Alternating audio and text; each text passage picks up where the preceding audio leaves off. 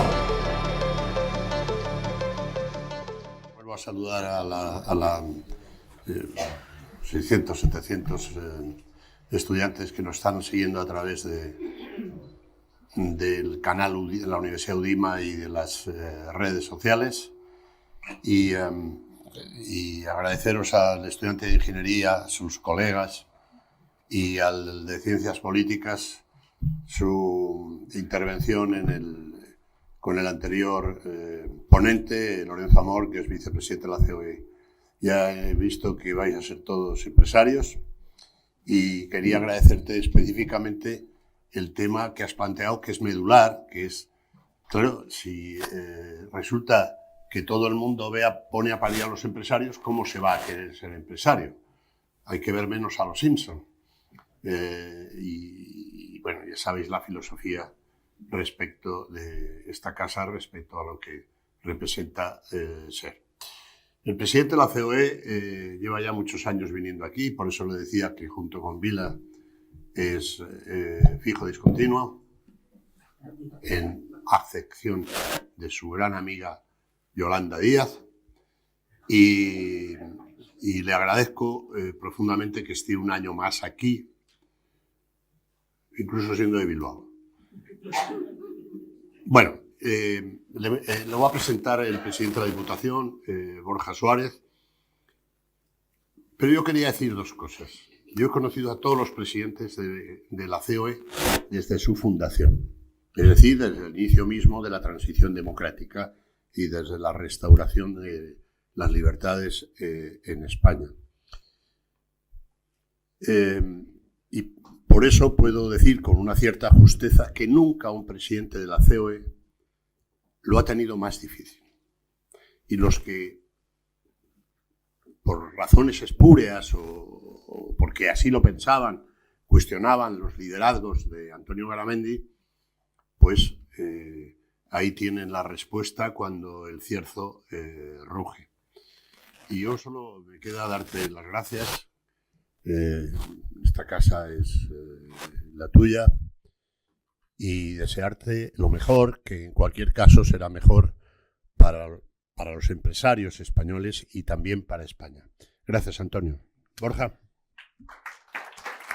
Buenos días a todos. Gracias, Graciano, por esas palabras que contextualizan la figura de Antonio Garamendi en cualquier foro, ¿no? Más en un foro formativo, más en un foro de reflexión, más en un foro de debate como este y más en un contexto territorial como el que tiene la provincia de Burgos, la propia Comunidad de Castilla y León y, como no, España, ¿no? Por lo tanto, es una oportunidad única para hablar de economía, es una oportunidad única para hablar de política y también es una oportunidad única para hablar de presente y de futuro, que es lo que nos importa, porque si hay algo que es un motor de desarrollo, si hay algo que fija población, si hay algo que en definitiva aborda el futuro con más esperanza, es todo lo vinculado a la economía, todo lo vinculado a la industria. Por eso también agradezco la presencia de los representantes de la industria, de la empresa burgalesa, también a las autoridades civiles y militares, propia Mila Marcos, que son personas que por sus cargos, por sus responsabilidades, ostentan también esa capacidad de transformar, de hablar, de dialogar en torno a la economía, en torno a la industria, y más en una provincia que está entre las 10 primeras con respecto al poder adquisitivo de sus habitantes, que es la quinta provincia en España con respecto al Producto Interior Bruto en referencia y en comparación a las demás, es la tercera provincia en PIB per cápita y es la novena provincia en España con menor tasa de paro, ¿no? Por lo tanto, es un territorio eminentemente industrial, que ha vivido con la industria sus mejores años en una historia larguísima y que necesita de una industria fuerte, de una industria consolidada, de saber cuáles son sus sectores estratégicos, saber cuál tiene que ser también el futuro de cara a las decisiones que se están tomando. Y hablando de decisiones, Antonio Garamendi, que es un vizcaíno de Guecho, que lleva ya una trayectoria larguísima representando a diferentes asociaciones y colectivos empresariales desde su participación con los jóvenes empresarios hasta ahora, pues es también determinante a la hora de representar a todo un sector, a toda una patronal y a la hora de defenderla. Y digo defenderla porque desgraciadamente están rompiendo, se está tratando de romper en ese ejercicio maniqueo que trata de romper el equilibrio entre poder y contrapoder en favor exclusivamente de uno. Es lo que está pasando con las decisiones que toma el gobierno de España, ¿no? Por lo tanto, que haya una voz que abarque a muchas, que haya una voz que tenga claro lo que quiere decir y que haya una voz que sirva de contrapoder a aquellos que quieren desmantelar con sus decisiones un equilibrio que ha llevado a este país a unas cotas de progreso importantes, es cuando menos necesario y hoy imprescindible. Y esa voz es Antonio Garamendi. Y tenemos la suerte de tenerle hoy aquí y poder preguntarle por esas reformas que se están tratando de inocular con nocturnidad y alevosía y que pueden afectar y mucho a los mercados, que puede afectar y mucho al empleo y que puede afectar y mucho a la industria y a las empresas, ¿no? Y por lo tanto también al futuro de Castilla y León y al futuro de Burgos. Por eso hoy es una cita muy importante, no solo para entrar en una transmisión de conocimiento, sino también para pulsar el momento actual al día de hoy, en este minuto, ¿no? Le preguntaban hace unos minutos a Antonio Garamendi sobre las propuestas que quiere lanzar el Ministerio con respecto a volver a reformar por la puerta de atrás el empleo en nuestro país. Contestaba Antonio Garamendi que hay que conocer las propuestas y que tienen que ser los proponentes los que los tienen que poner sobre la mesa para poder analizarlas, ¿no? Bueno, en toda esta vorágine en la que se trata de colar permanentemente cuestiones fundamentales para este país, hay que arrojar serenidad, hay que poner sobre la mesa las cuestiones y hay que debatir con mucha responsabilidad de todos y cada una de las cuestiones que afectan al sector. Por lo tanto, hoy vamos a disfrutar de Antonio Garamendi, vamos a poder sonsacar cuáles van a ser los próximos meses con respecto a unas negociaciones fundamentales y esperemos que entre todos también Antonio Garamendi se pueda llevar una serie de reflexiones y una serie de conclusiones que sirvan para tratar de forma justa, de forma equilibrada y sobre todo de forma eficaz las decisiones a futuro que nos van a afectar a todos nosotros.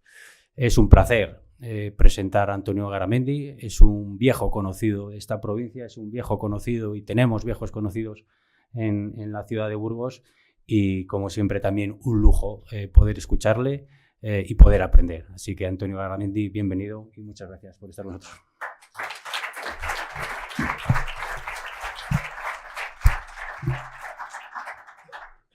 Bueno, pues muy buenos días, Borja, querido presidente de la Diputación.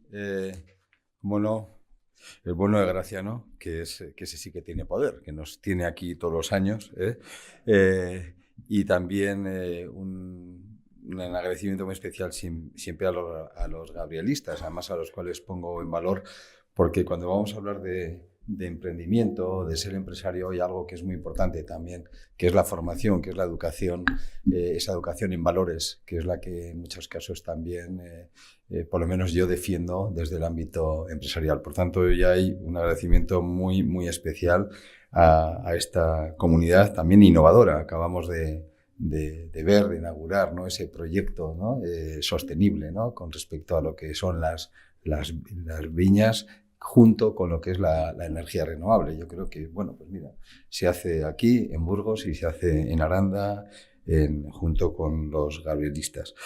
Me vais a dejar que también salude, por supuesto, al presidente de los empresarios de Burgos, de Aranda, al presidente también de los empresarios de Castilla y León, a todos vosotros, a los que estáis a través de las pantallas. Y hoy de forma muy especial, porque yo cuando les veo lo hago de forma especial a las fuerzas y cuerpos de seguridad del Estado. Gracias de verdad, porque todo esto funciona, porque mientras que unos descansamos, otros estáis velando por la seguridad que tenemos. Y yo creo que pocas veces, serán pocas las veces que os tenemos que agradecer absolutamente todo lo que hacéis por nuestro país. Y, por tanto, muchísimas gracias. Y también decirle a Borja, al presidente de la Diputación, que efectivamente soy de Bilbao, pero tengo alma castellana, porque estudié en Burgos. O sea que ya se notaba algo. Por tanto, yo creo que eso también es algo que me enorgullece, el haber estado 4 años allí interno en la Merced, en el colegio en Burgos. No eran los gabrielistas, pero bueno, ¿qué le vamos a hacer? Bueno, yo tenía aquí apuntado una serie de temas, porque no quiero que se me olviden ciertos temas que quería comentar, ¿no?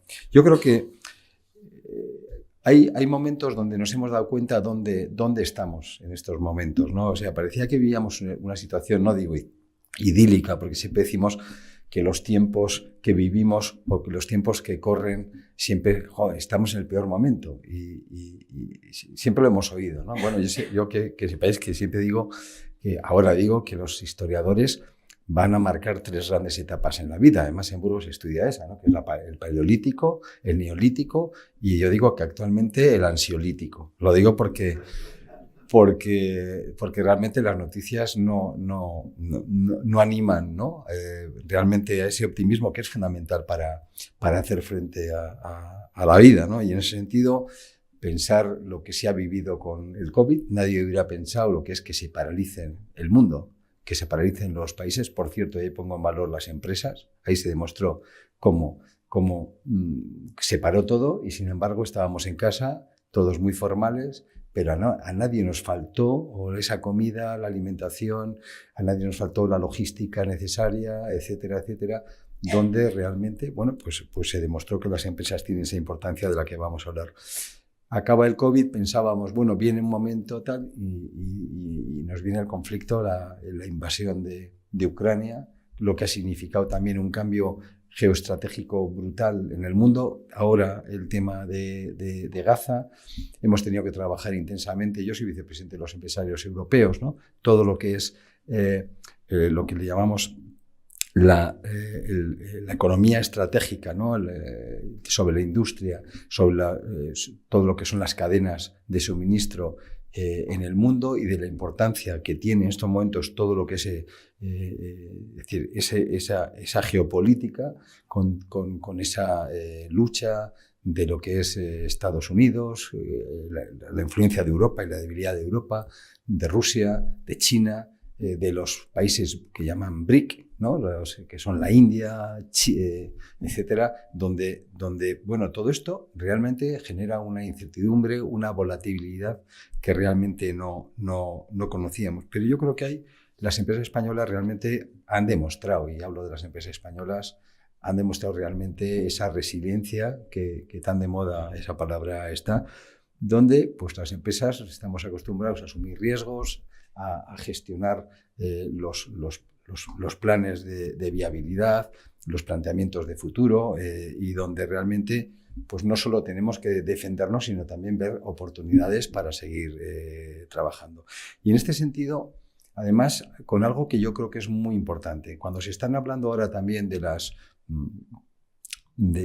cuáles son nuestros retos, ¿no? Y esos retos que son la digitalización, que es la sostenibilidad, y están ahí, hoy mismo acabamos de verlo aquí en las viñas de los gabrielistas.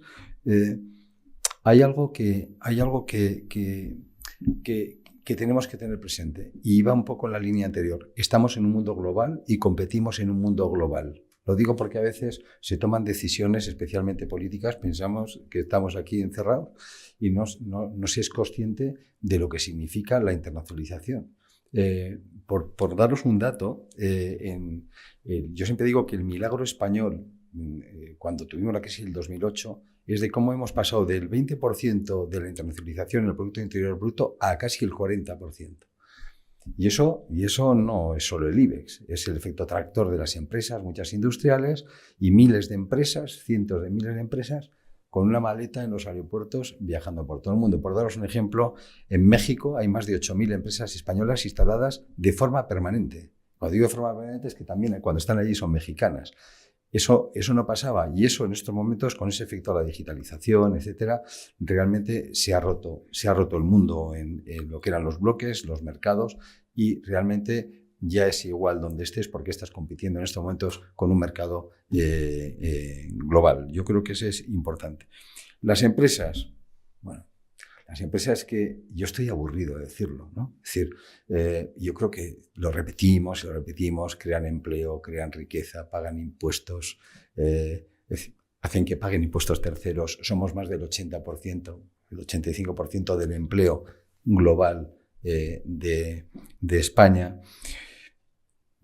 Por tanto, pues somos en cierta medida lo que hacemos. En cierta medida, no somos los únicos, pero somos los que al final creamos ese ecosistema para que un país fluya. Y hay algo que yo quiero decir cuando hablamos de empresarios, ¿no? Es que antes de que haya una empresa, antes de que a alguien se le haya ocurrido algo para hacer, antes de que nadie venda algo, es que antes de eso no hay nada. Yo creo que ese es un dato que hay que tener muy presente. Y no hay nada. Y es alguien o alguienes, lo digo si es en grupo, los que tienen una idea, los que tiran adelante un proyecto, los que generan ese empleo, porque al final en ese proyecto caben todos, donde tienen que buscar también el capital, tiene que haber accionistas. Y por eso también lo digo, porque es algo que no se suele decir, que tiene que haber dividendos. Las empresas están para ganar dinero. Y si no ganan dinero, realmente el fin social en el que trabajamos realmente no funcionaría. Cuando os hablaba ahora de este nuevo reto, de la digitalización, de la sostenibilidad, por ejemplo, en el Plan de Energía y Clima al 2030, la inversión estimada son 300.000 millones de euros, son casi 300.000 millones de euros, es tipo el Corte Inglés, 299.999, no sé cuánto exactamente, casi 300.000 millones. Imaginaos que con los fondos europeos llegan 20-30.000 millones. Bueno, está fenomenal, pero faltan 270.000 millones de euros que tienen que invertir la iniciativa privada. Y la iniciativa privada somos nosotros. Cuando ayer la propia ministra ha dicho que hay que meter un montón de impuestos a los fondos de pensiones, es que es no entender absolutamente nada, porque los fondos de pensiones se nutren gracias a los pequeños ingresos de cada uno, que en este caso podemos aportar los 45 millones de españoles. Y es que realmente esos fondos, cuando se dice que tenemos que tener un sistema alternativo, tendrán que ganar dinero también. Es decir, por tanto, yo creo que esto es un poco lo que hay que hacer, que es reconocer la labor de la empresa, la labor de los empresarios, de las empresarias, de los autónomos. Estaba antes Lorenzo, y además con un dato que yo creo que es muy importante, es que el 98% de las empresas de este país es que son pequeñas. Es que la media de este país, de esas empresas, son 4,5 trabajadores. 4,5. Por tanto, unas tienen 10, otras tienen 2, otras tienen 1. Y ese es el día a día que yo entiendo que se ve en este país. Y yo creo que cuando la sociedad reconoce, hablaba, lo digo porque me suele gustar comentarlo, comentaba Graciano que no hay que ver Los Simpson. Es que efectivamente, si tú ves Los Simpson, ¿quién es el malo, no? Pues el malo, pues aparte de tener pobres verrugas, tiene de todo, es un egoísta tal, tiene una nuclear. Y es curioso, porque además la nuclear, y los que sois de ingenieros sabéis, es que además una nuclear que echa CO2, y que creo que sabéis que las nucleares lo que sueltan es vapor de agua. Es decir, lo digo porque si algo tiene la energía nuclear es que es neutra en carbono. Es decir, de hecho la Unión Europea en este momento la ha aplicado como una tecnología verde. Lo digo porque es algo que ya se hizo hace un par de años. Pero vamos a nuestra patria. Si vemos una serie de televisión muy divertida, se llama Aida, pensar el señor que tiene un bar que se llama el Bar Reynolds, este señor es un tío divertidísimo, pero es tacaño, es racista, es sexista, lo tiene todo. Lo tiene todo lo que no hay que tener. Es decir, o sea, todos los valores que no debe tener un empresario se los colocan a él, eso sí, es muy divertido. Lo digo porque es la mejor manera de colocar esos valores. Yo creo que esas son las cosas que seguimos viendo y nos seguimos comiendo. Y la verdad es que cuando vemos las cifras que os decía, y por eso prefiero, el sector privado aporta cerca del 88% del valor bruto a la economía española y el 85% del empleo del país. Estos son los datos. La inversión privada en España concentró 9 de cada 10 euros, que era también un poco la referencia que os hacía ahora con respecto al cambio tecnológico o al cambio de la sostenibilidad que vamos a tener. Y la inversión en activos intangibles, el 95%. Nosotros pagamos, las empresas, 1/3 de los impuestos, pero cuidado, pagamos bastante más, porque con lo que pagamos también otros pagan esos impuestos. O sea que esto es lo que y dónde nos movemos. Y ¿qué es fundamental para que todo esto funcione? Y hablaré muchas veces de la palabra confianza. Lo he dicho antes cuando me lo han preguntado también. Pues hay algo que es clave, que es la palabra libertad. Y es curioso que tengamos que estar hablando de libertad en el siglo XXI. Pero es la palabra libertad, porque es en torno a la libertad económica donde realmente se crea la riqueza. Y mira, desde hace casi 30 años, la Fundación Heritage y el Wall Street Journal elaboran el índice de libertad económica en 177 países. Y hay una correlación clarísima entre lo que es libertad económica y mayor progresos.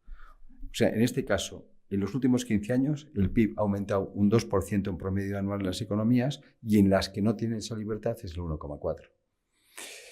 El PIB per cápita de las economías que trabajamos en libertad y que queremos trabajar incluso en más libertad es 10 veces superior de media a los de las economías donde no hay libertad. Porque además, hoy en día, también en ese espacio global en el que hablamos, solo que a algunos les gusta más hacia un lado o hacia otro.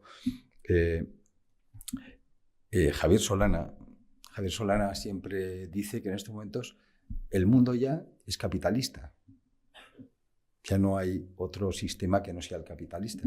Pero, sin embargo, hay dos tipos de capitalismo. El capitalismo democrático y el capitalismo no democrático. Bueno, pues ese capitalismo democrático al que yo me estoy refiriendo. Y este también influye en el mercado laboral.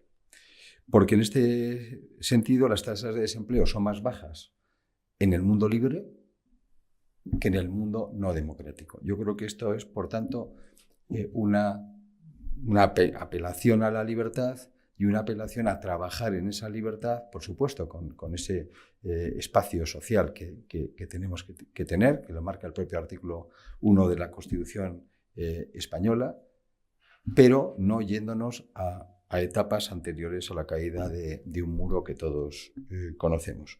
Por tanto, es esa iniciativa privada la que tiene todo ese potencial. Y en ese sentido, tenía marcado aquí que hay 5 principios fundamentales para que el empresariado tire para adelante para marcar ese criterio. El primero de ellos es la estabilidad institucional. Yo creo que ese es un tema fundamental. Es decir, yo creo que el respeto a las instituciones es claro y por eso nosotros defendemos permanentemente la Constitución, defendemos permanentemente la corona como eje clarísimo, como vertebrador de lo que es el planteamiento institucional, la separación de poderes, lo que debiera ser normal en cualquier país, pienso que es fundamental. Por tanto, la certidumbre en esa estabilidad institucional es algo que nosotros consideramos clave precisamente para que nuestro país, que se llama España, esté en la posición adecuada. El segundo principio es la seguridad jurídica. Tenemos que saber dónde nos movemos y es muy difícil que no tengamos claras las reglas del juego. Las reglas del juego tienen que ser claras y eso nosotros le llamamos seguridad jurídica y en ese sentido aplicaría el término de estabilidad regulatoria. Es muy difícil hoy mismo, y perdonar que vuelva a hablar de si se desarrolla más adelante ese proyecto que acabo de ver aquí, si no hay una seguridad jurídica y una estabilidad regulatoria para hacer esas inversiones. Yo creo que es algo que nadie pondría un euro, ¿no?, en un proyecto donde te pueden cambiar las reglas cada día, ¿no? Por tanto, yo creo que en este caso es fundamental esa fiabilidad y certidumbre normativa, ¿no? Yo creo que tenemos otro principio que es ese diálogo pacto, calidad de la norma. Perdonad, antes de eso me gustaría hablar de la calidad de la norma. O sea, no solo seguridad jurídica, no solo estabilidad regulatoria, sino también que las normas las entendamos. Porque es que muchas veces es imposible entender muchas de las normativas que tenemos.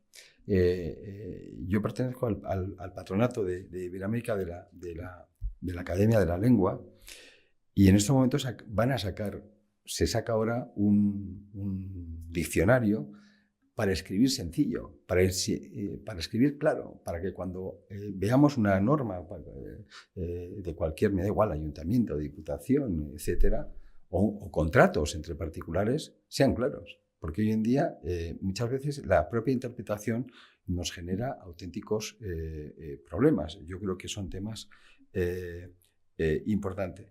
Y en ese sentido yo creo que también hay otro principio para nosotros que es importante, que es todo lo que es el diálogo y el pacto.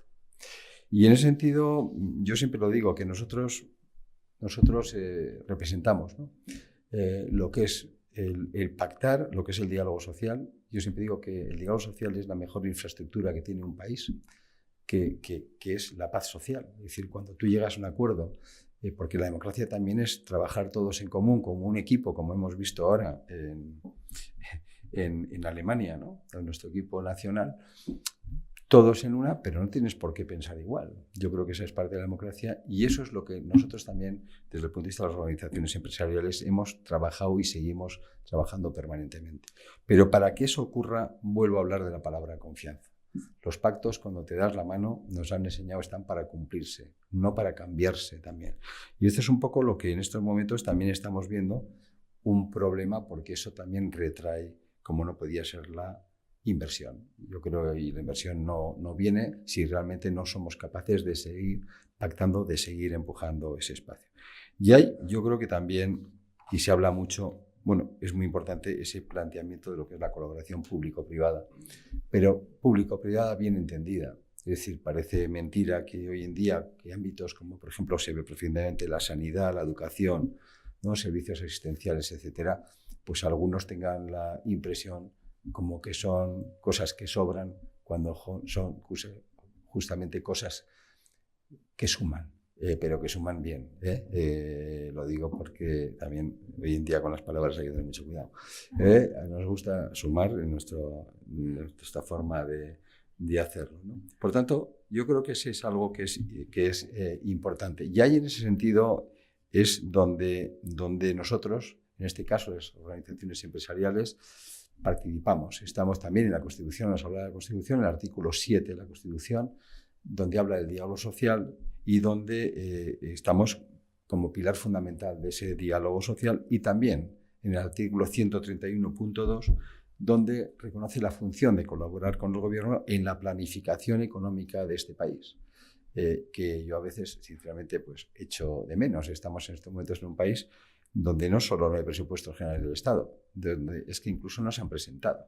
Es decir, no sé, desde luego es una anomalía, ¿no? Y ahí ya yo creo que lo que hay que hacer es poner en valor lo que es esas vocaciones empresariales que mucha gente tiene, y lo que tiene que ponerse es la rampa de lanzamiento para que se generen empresas. Cuando yo era presidente de los jóvenes empresarios, nos decíamos una cosa que creo que era importante, y es que en España no sobraban 3 millones o 2,5 millones de parados, lo que faltaban era 500.000 de empresarios. Es decir, yo creo que lo que necesitamos justamente es más vocaciones empresariales, más apoyo, pero por supuesto para eso también tienen que saber aquellas personas que se vayan a animar a ello, pues que tienen un mundo abierto, que tienen un reconocimiento social. Porque yo creo que, para entrar en las preguntas, que es lo que, ya sabes que cuando siempre hablas la gente está esperando a que te calles, a que contestes lo que te van a preguntar, que es lo que yo creo que voy a hacer ahora. Pero para eso hay algo que es también clave, que es respeto. Yo creo que la palabra respeto para la clase empresarial, respeto para los empresarios, es algo que lo tengo que decir, porque es que no lo habíamos visto nunca, y en Europa prácticamente no se ve. Es decir, no sé, de cómo se está poniendo a los empresarios en tela de juicio, de cómo por parte de algunos miembros del gobierno no se cortan un pelo en hablar de uno y otro, incluso de mí mismo, diciendo de todo, cuando realmente creo que somos ese motor que España necesita y que estamos encantados de estar. Por tanto, yo creo que no se va a entender esas grandes transformaciones de España sin las empresas. Ese bienestar social, yo creo que viene como consecuencia también de este espacio de las empresas, la estabilidad, la cohesión social, todo en este plano, donde siempre lo digo además, y nosotros siempre vamos a trabajar con independencia, también lo digo con la buena, y lo digo porque en democracia tenemos derecho también a decir las cosas que queremos. Cuando decimos que sí, es que sí, y cuando decimos que no, también es que no. Tenemos, creo, todo el derecho a decirlo. Yo creo que siempre digo, en cierta medida, es un resumen de lo que comentaba. Nosotros siempre vamos a trabajar con sentido de Estado, y cuando digo sentido de Estado, significa querer a tu país. Yo creo que puede haber gente que, bueno, es lógico además, que no piense o no crea que las recetas que nosotros aportamos sean las adecuadas, y pueden tener otras ideas, pero yo sí quiero decir que cuando nosotros decimos lo que decimos, no estamos diciendo por egoísmo, estamos diciendo porque creemos que es bueno para España. Lo digo porque es así. Y por último, algo que creo que, y lo decía también antes, que echamos mucho de menos, que es con lealtad institucional. Yo creo que es fundamental las formas, yo creo que es fundamental que tengamos claro, o sea, que toda la democracia se rige a través de unas normas, de unas reglas, de unas instituciones. Y yo creo que ese respeto a las instituciones es respetarnos a nosotros mismos, y es donde nosotros vamos a seguir ahí. Por supuesto, también ayudando en todo lo que podamos a las vocaciones empresariales. Y yo diría algo más, y no solo a las vocaciones empresariales, porque también para mí un empresario es aquel que tiene claro cuál es su concepto de empleabilidad. Yo creo que en estos momentos es clave que todos, no digo la frase de Kennedy, pero que todos en este caso tengamos clave qué es la empleabilidad. Los tiempos cambian, ya no vale estudiar 4 años y ya te vale toda la vida. Ahora tienes que renovarte cada minuto con los cambios. Y yo creo que si algo es importante en cada uno de nosotros es saber que tenemos que saber adaptarnos en cada espacio, en cada momento donde podamos estar. Hace pocos días, en los premios Princesa Girona, con los Reyes Ona Carbonell, que todos conocemos, decía una frase que yo creo que la dejo ahí, pero que es muy importante para todos, ¿no? Y es que dice que los buenos se quejan, que es como empezaba antes, ¿no? En estos momentos también dice que los mejores se adaptan. Yo creo que es lo que tenemos que hacer, en este caso desde Aranda, desde Burgos, en La Aguilera, ¿no? Desde Burgos, en definitiva, Castilla y León, desde España y desde Europa, que yo creo también el reto real es un reto europeo, donde también tenemos que ser conscientes que no estamos solos y que tenemos que participar en este sentido entre todos y que sepáis que los empresarios, que las empresas de este país están también para echar una mano y para ayudar. Y ahí me quedo con las preguntas. Muchas gracias.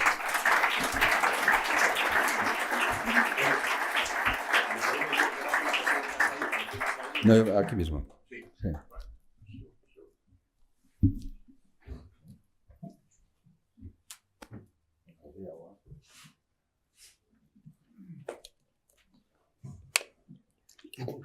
Bueno, pues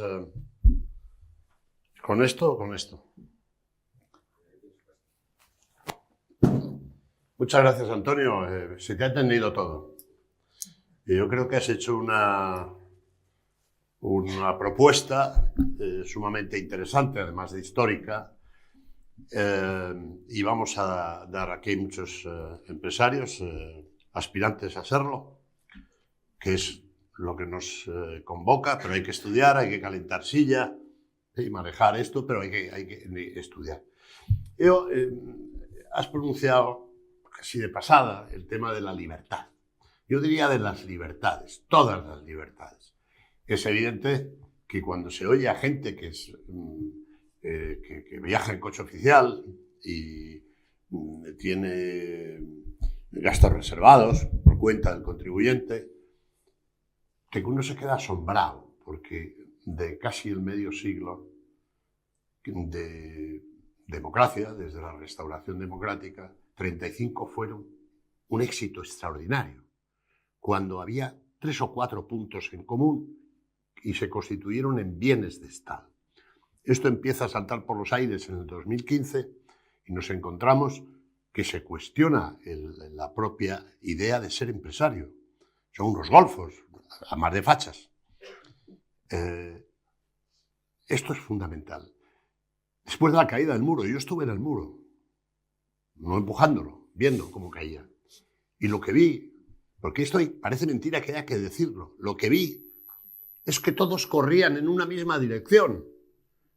No unos venían y otros iban, no. Allí iban todos en una misma dirección. Dicho esto, y ya he dicho suficiente, voy a dar la palabra a Jorge, porque te lo has ganado a lo largo de la cantidad de años que ha venido y tal. Creo que tu empresa va bastante bien, tienes los problemas típicos de que no encuentras gente, que pagas mucho Hacienda, etcétera, etcétera, pero tienes la palabra. Hola. Bueno, buenos días. Gracias, Antonio, por venir un año más. Gracias a ti, Graciano, también por darme la palabra, que me tienes aquí con, luego te cobro, con el bono especial. Saqué el VIP y ya sabes. A ver, yo lo que quería preguntarle a Antonio es que ¿qué le dice la ministra de Trabajo cuando viene dando lecciones a los empresarios de cómo tenemos que hacer las cosas, de cuánto tenemos que pagar, de que no cobremos tanto, de todas estas cosas? Y luego en su empresa, que tiene a pachas con Sánchez y otros, un médico que ha dedicado 10 años a formarse, entra a trabajar, le pagan 1.200 euros, tiene que completar su retribución razonable con guardias de 24 horas y todo esto con precariedad a nivel de contratos, de interinidades y todo este rollo. Lo que no entiendo yo, esta mujer es como tiene la poca vergüenza de darnos lecciones a nosotros de qué es lo que tenemos que hacer y lo que tenemos que dejar de hacer, cuando ellos, desde luego, no están dando ejemplo de ningún tipo, y creo que tienen una hipocresía total. Bueno, yo de política no voy a hablar. Lo digo porque no es mi campo. Nosotros nos sentamos en la mesa de diálogo social,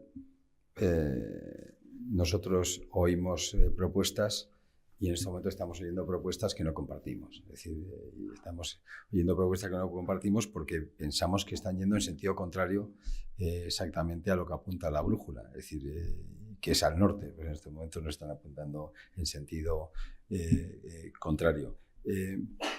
Desde luego nosotros tenemos un planteamiento que es muy claro en las empresas, que es la palabra eficiencia.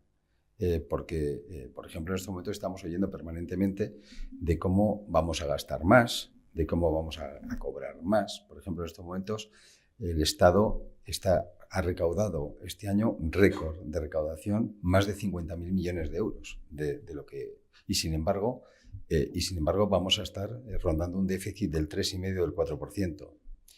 Y estamos sin presupuestos, lo decía antes. Cualquier empresa llamarías al equipo directivo y dirías, a ver, vamos a ver, ponerme esto en orden, porque si no os vais todos a la calle. Es decir, porque una empresa tiene que ser rentable, eficiente en su plan de riesgos, lo tienes que trabajar. Nosotros eso, por ejemplo, es algo que estamos planteando, ¿no?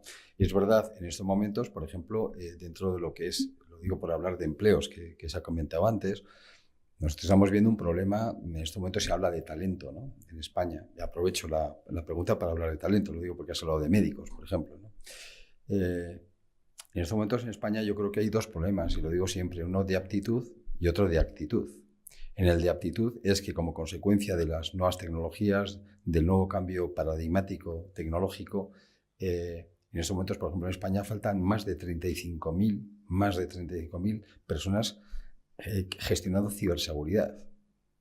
Esto que hace unos años era, bueno, pues era dentro de tal, en estos momentos no hay empresa que no esté preocupada con el tema de ciberseguridad, o los ciberataques son permanentes. Solo que no se cuentan, pero están ahí, y todos estamos sabiendo que una parte muy importante de desestabilización de un país por parte de otros están viniendo como consecuencia de estos elementos. Y aquí tenemos algunos señores que saben de estas cosas que estoy diciendo. Pues nos faltan casi 40.000 personas en este sentido.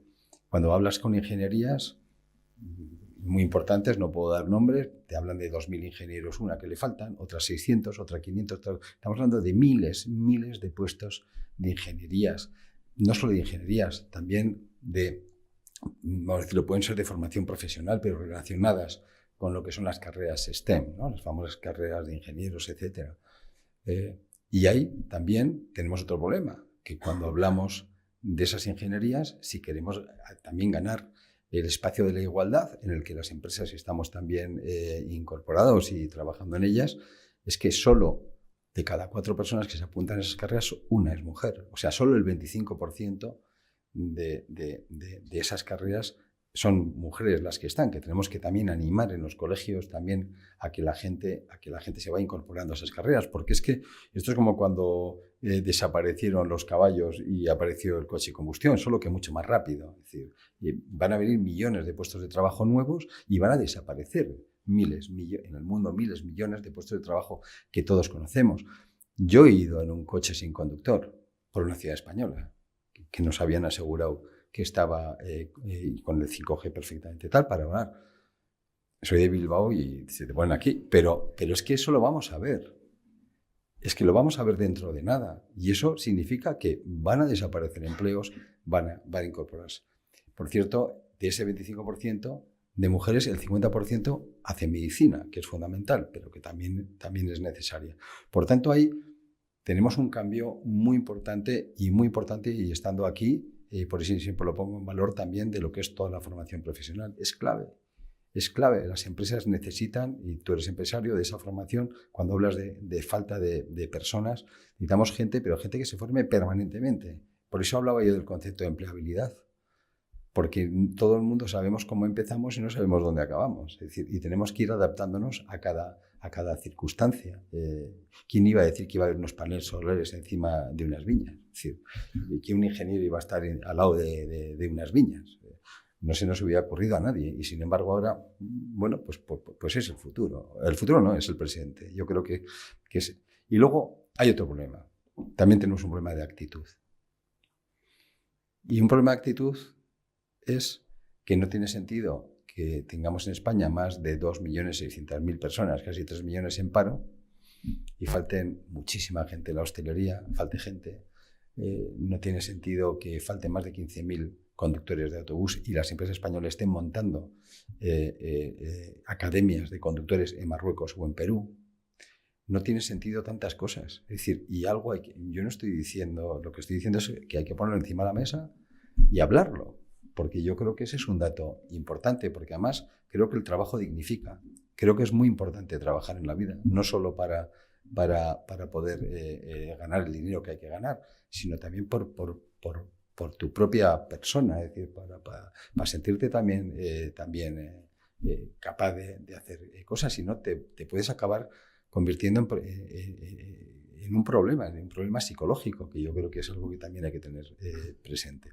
Y en este aspecto, ya sin entrar en salarios o no salarios, yo algo que sí quiero transmitir también a aquellas personas que quieran sentirse empresarios o que incluso en la empresa privada quieran seguir, porque eso nos ha pasado siempre.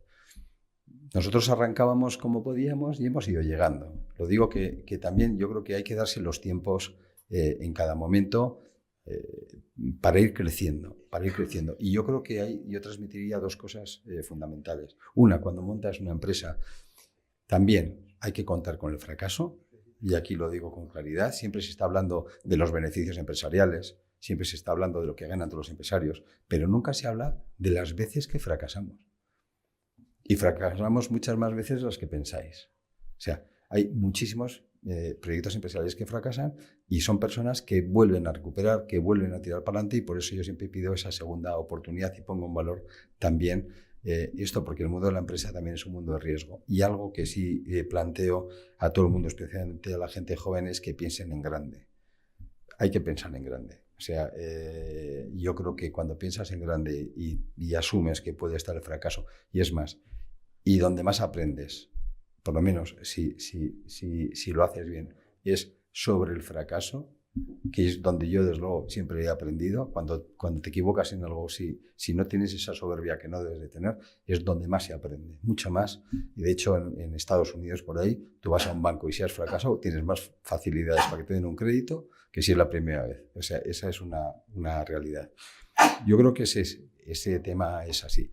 En el resto hay que ir trabajando. En el tema de lo que es la sanidad, efectivamente, junto con la educación, son los dos gastos mayores del Estado, de las comunidades autónomas, y lo que yo creo es que con el mismo dinero se puede gestionar mejor también. Es decir, yo creo que es lo que hacemos en las empresas, saber cómo podemos gestionar mejor. Y en lo público, perdona, presidente de la Diputación, no se suele hablar de eso. Se suele hablar de vamos a dar y vamos a recaudar más, pero no se suele hablar de, oye, ¿cómo lo puedo hacer mejor? Cuidado, que lo hacemos nosotros también. O sea, que creo que es una reflexión que lo pongo encima de la mesa sin más. Hombre, no digo que todo el mundo no lo haga, pero en general es lo que oímos. Bueno, perdonad por el alargamiento de la respuesta, pero es que la pregunta era bastante jodida. Ángel, ya ves cómo el presidente Garamendi se mimetiza con el lema de San Gabriel, labor omnia vincit. No es ahí, no es ahí. El joven es estudiante ¿de qué? Ingeniería de la salud. Ingeniería de la salud. Pues aprovecha si quieres que te haga un tráfico de influencias, porque ha hablado de 3.000 puestos de trabajo. Bueno, venga. Yo esta vez no voy a hablar de la ingeniería. Iba a hacer una pregunta sobre cuándo se pasó en España de incentivar a las empresas a que se establezcan en un sitio para pasar a obligarlas. Porque que yo recuerde, bueno, no lo recuerdo porque yo no estaba al vivo, bueno, ni era un proyecto de un proyecto. Pero en Burgos, si tenemos empresas, el inicio está en el 64, que se nos concedió un polo de desarrollo industrial que se basa básicamente en conceder ayudas, subvenciones, etcétera, y demás, y no en obligar a una empresa. De hecho, si yo vivo en Burgos, es gracias a que mi abuelo trabajaba en la Firestone, una empresa que vino a Burgos precisamente por eso. Y ahora lo que estoy escuchando es que se va a obligar a empresas a irse a determinado sitio porque sí, en vez de pensar en que igual lo que hay que hacer es favorecerla. Y no sé dónde está el punto de inflexión en el que este país hemos pasado de la zanahoria al palo. Y además los que me conocen, y la hemeroteca está ahí, el presidente de los empresarios burgaleses lo sabe, yo pongo a Burgos como ejemplo, siempre. Y lo pongo en todos los sitios. Es decir, bueno, yo estudiaba cuando empecé, cuando estaba estaba la San Miguel y alguna otra, y había muy poquitas empresas allí en Gamonal, ¿no? Y de ahí se ha pasado trabajando con la libertad y con lo que es la fuerza de esta tierra a ser una de las provincias más industrializadas de España. Es decir, con un paro, lo decía también el presidente de la Diputación, mucho menor del resto de provincias, como efecto del impulso industrial, no solo el paro masculino, sino el femenino. Y además con empresas grandes, medianas, pequeñas, especialmente industriales, porque también hay otro dato muy importante. Hablamos siempre de los objetivos 2030, lo vuelvo a repetir, porque es otra máxima que lo digo siempre. Pero nos olvidamos, y se olvida la gente siempre, de los objetivos 20-20-20. ¿Y qué dicen los objetivos 20-20-20? Que el año 20 las energías fueran renovables el 20%, pero que el 20% del Producto Interior Bruto de un territorio fuera industrial. Y Burgos es muy superior. Es decir, esos son empleos estables, son empleos indefinidos, son empleos con sus convenios, son empleos bien retribuidos. Y no solo eso, es que además tanto el paro masculino como el femenino van a la baja. Cuando tú te vas desplazando, por ejemplo en España, por otros territorios con un PIB industrial menor, es cuando te empieza a venir el paro juvenil, cuando empieza a entrar esos empleos que todos se dicen precarios, etcétera, etcétera. Esa es una realidad. No sobra ningún sector, pero la industria fija territorio y la industria tiene un efecto tractor impresionante sobre el resto. Y ahí, bueno, pues fijaros Aranda también. Aranda es un gran ejemplo también de un cambio profundo en los últimos años. Miranda también lo es. Es decir, Burgos es un ejemplo. Y efectivamente, ¿por qué la gente se ha instalado aquí? Porque ha tenido la libertad de hacerlo. La libertad, porque hay gente maravillosa en esta tierra que trabaja, etcétera, etcétera. Por estabilidad, por confianza. Es que la palabra confianza es clave. Es decir, yo creo que es lo que se reclama. El tema de si ahora van a obligar o no, no tengo muy claro, porque yo te aseguro un tema. Si te obligan, tienes todo el derecho a no instalarte. Es decir, pensar aquí, me decía ayer una persona muy inteligente, me decía que no es solo lo que vemos, sino el lucro cesante. ¿Y qué es el lucro cesante? Es lo que no vemos. O sea, cuando se dice, aquí se han aplicado medidas, además se aplican medidas ahora en estos momentos que no se tienen que medir ahora, que se tendrán que medir dentro de 4 años o de 5. Entonces dice, no, oye, pero si las cosas van bien, y dice, ya, pero no eres consciente de las cosas que podían haber ido mejor o de las inversiones que podían haber estado y no se han hecho. O sea, en estos momentos hay inversiones en este país que están paradas viendo a ver cuál es la estabilidad regulatoria que se da, esa seguridad jurídica que os decía, etcétera. Por tanto, la obligatoriedad no lo sé, pero lo que sí os digo, y yo desde mi faro a nivel español y con los fondos de todo tipo extranjeros que vienen y nos preguntan, que por supuesto nosotros decimos que tienen que venir a España, pero en estos momentos hay un concepto que es la estabilidad política, que es la clave también para que todo el mundo confíe, también nosotros. Es decir, por tanto, la obligatoriedad, nadie va a sentirse obligado. Más a la mentalidad. O sea, cambio de mentalidad, porque a obligarte al final no te van a poder obligar porque nadie es tonto. Pero me refiero que hemos pasado de pensar en vamos a favorecer que una empresa se establezca aquí a vamos a obligarla.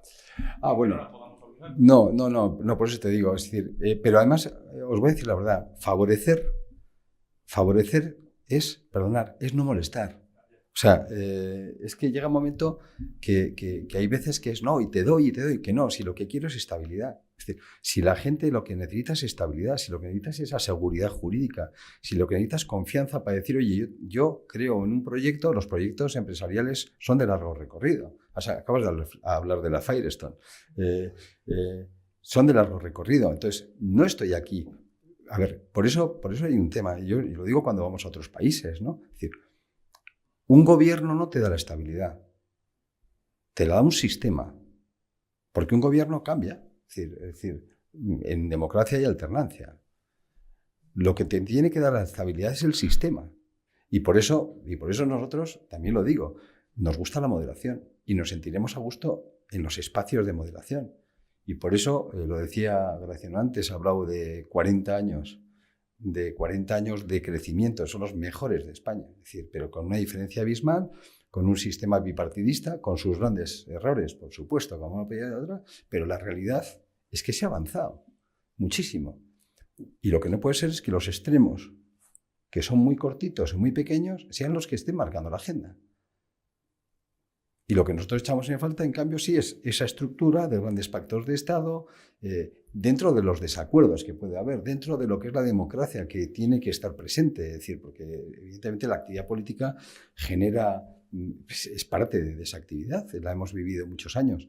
Pero hombre, nosotros sí echamos en falta ese espacio que comentabas ahora, que te da ese crecimiento. Y ahí es donde estamos. Y ahí es donde yo creo, mi opinión, que está la sociedad española. O sea, la sociedad española está muy alejada, prensa y poder, está muy alejada de los medios, lanzando muchas veces noticias o debates que realmente vas a la calle y estamos en otra historia. Es decir, yo creo que la gente está en otra historia y yo lo que reclamo es un poco de tranquilidad, moderación. No lo pusimos hace 12 años. Sí. Pero bueno, pero que creo que todos tenemos. Yo, si os dais cuenta, y en estos momentos con los temas que tenemos, defendemos ideas, pero las transmitimos desde la educación, desde la moderación. Yo creo que es clave. O sea, es que tenemos que volver a llamar al orden. Aquí tenemos a la fuerza de seguridad, al orden, a la sociedad, para transitar en los espacios que deberíamos estar defendiendo cada uno lo nuestro. Pues os lo digo con claridad. Esto no significa que tenemos que ser todos aplanados. No, cada uno que defienda lo que quiera. Habrás visto que te he dejado repreguntar, cosa que no sucede ahora normalmente, en un sitio que es muy parecido a esto, pero que está en un palacio. Bien, el otro joven va a preguntar, pero por favor, hay muchas preguntas. Sí, soy corto. Enrique Quique está haciendo un resumen de las redes y de la televisión. Con el talento que te caracteriza, resume un poco. Joven. Nada, lo hago rápidamente. Lo primero, habla usted de lo del déficit, que con el actual que hay, y no, esta mañana me he levantado pronto para venir y ha salido en telediario que Bruselas va a intentar fijarlo para que España no pase del 2,5. Entonces, para ver si su opinión sobre si se puede llegar a pesar de que cada vez gastamos menos. Usted ha hablado del respeto mutuo que debemos tener cada uno hacia otros y el gobierno hacia la patronal o hacia los sindicatos y viceversa, pero claro, es que ellos no lo tienen hacia ustedes. O sea, aprovechan cada momento para insultarles, para desprestigiarles y para usarles pues, de comodín para ganar votantes. Para recaudar. Literalmente. Entonces, mi pregunta es que su opinión sobre lo del déficit y sobre que si cree que las medidas desde el Ministerio de Trabajo, con la ministra de su cabeza, Yolanda Díaz, cree que son demasiado rápidas para lo que los empresarios y autónomos pueden afrontar. O sea, cada medida que han dicho, ustedes la han intentado pues contraponer o intentar aceptarla, pero ya no pueden más. ¿No cree que van demasiado deprisa para lo que los empresarios pueden asumir? O demasiado deprisa o demasiado lejos. Lo digo, ¿no? Desvísteme despacio y todo prisa. Hay que tener mucho cuidado con esas cosas. Es decir, bueno, yo creo que la parte esa, más públicamente es evidente, estamos sentados en una mesa, decimos lo que tengamos que decir y nosotros no vamos a actuar como terceros, porque si estamos en la línea que os decía de esa moderación, etcétera, etcétera, yo creo que yo no voy a contestar con palabras gruesas a palabras gruesas.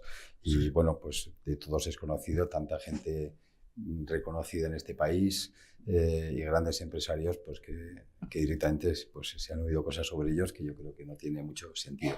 Sobre el déficit, a ver, vamos a ver.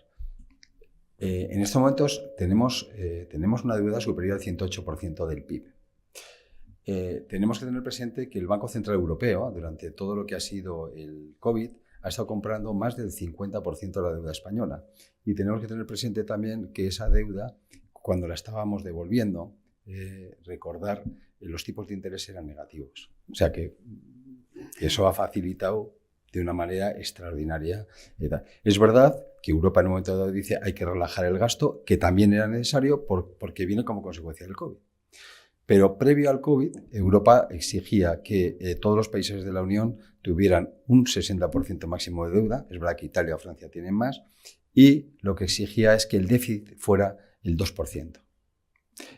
Bien, nosotros podemos rondar casi el 4%. Es decir, insisto, con un máximo de recaudación. Pensar que solo en devolución de intereses cada año va a más. Porque, claro, la gente piensa que no hay que pagar las deudas, pero es que las deudas se pagan. Y si no lo pagas, o sea, lo pagas de una manera o de otra. Lo digo porque es algo que también oímos. Solo con los intereses se están pagando de intereses del orden de 30.000 millones al año, más 300.000 que pueden estar, que habrá que volver a renovar, y cada año va a más. Claro, si estamos en un proceso máximo de ingresos tributarios y a la vez en un momento donde la economía está creciendo al 2,5%, pero está creciendo, por cierto, se crea empleo desde que la reforma del Partido Popular consiguió que con crecimientos mayores del 2% se genera empleo. Antes no se generaba. Es que lo digo que es otro de los temas que también hay que tener presente. Entonces, eso está ahí, lo he comentado antes. Y ojalá, pero hoy por hoy, en los presupuestos no presupuestos del Estado, el déficit que está planteando el gobierno es 3,5. O sea, no es 2,5. Es decir, y normalmente cuando dices 3,5 te vas un poco más arriba. Yo creo que son malas noticias. Y son malas noticias porque lo que hay que ver es cómo... Porque además has dicho algo que es importante. No sé si será el año que viene o el siguiente. Pero que la Comisión, pero que Europa va a exigir consolidación fiscal, clarísimo. Y la consolidación fiscal, si viene como consecuencia de más impuestos, este país lo va a pagar. Y lo va a pagar, porque lógicamente lo pagan sus inversiones, lo pagamos todos. Y por eso yo creo que lo que hay que hacer es ver cómo se gestiona mejor el gasto. Y digo el gasto, cuidado, que se puede trabajar de forma más eficiente. Seguro que se puede. O sea, entonces, ¿por qué no se plantea este espacio? Y por eso yo creo, y por eso lo he dicho antes, que no tiene sentido, que no es que no tengamos presupuestos, es que no tenemos ni la presentación de los presupuestos. Bueno, que ese es... si va a haber más impuestos, ahí los que mandan en esta casa, a mí borradme ya para el próximo año, porque ya no puedo pagar más. Es una ironía. A ver, me lo ha pedido... Es que hay muchas... Bueno, venga. Pero por favor, breves, porque si no... Bueno, buenos días, señor Garamendi. Yo llevo muchos años en la bolsa y entonces tengo cierta perspectiva histórica, ¿no? Aparte de ser dueño de cientos de empresas, yo no soy empresario, pero soy dueño de cientos de empresas, como la mayoría de los que hay aquí. El otro día el señor Amador Ayora nos dijo que España iba como un cohete. Yo quiero que usted responda a eso, ¿no? Y yo me acuerdo de que en el año 2007, a ver si está de acuerdo con ello, María Teresa Fernández de la Vega, 2007, que muchos la conocen porque era vicepresidenta con Zapatero, decía, somos la envidia de Europa, año 2008. La envidia de Europa dejamos de serlo porque se cayó el tinglado. Estábamos viviendo una ficción, hacíamos 500.000 viviendas y se necesitaban 200.000. Yo sospecho que ahora estemos también en una ficción, porque los españoles somos un poco ilusos en ese sentido, ¿no? Nos creemos cosas. Pero por favor, y entonces la pregunta haga la pregunta, no una ponencia, pero es que... Ya sé que me vas a decir eso, Graciano, no, pero voy a terminar. Es que es verdad, es que yo... Mira, no voy a preguntar más en todas las sesiones, vale, pero déjame terminar esta. Entonces, la cuestión es, ¿el hecho de que la economía crezca en este momento es suficiente para afirmar que la economía va bien? ¿Nos estamos engañando en algún terreno? A ver, yo creo que ni esto va como un cohete, ni esto va horriblemente mal. Es que lo digo porque también... Es decir, si tú ves lo que son los datos macro, la economía está yendo bien y está yendo mejor que otros países. Vamos a crecer al 2,5%. Esa es una realidad. Lo que sí es verdad es que la economía va por barrios. Es decir, y cuando digo va por barrios, es que hay sectores pues, que están funcionando bien, como es el energético y algunos otros, y por otro lado, en cambio, hay sectores, el turismo, o sea...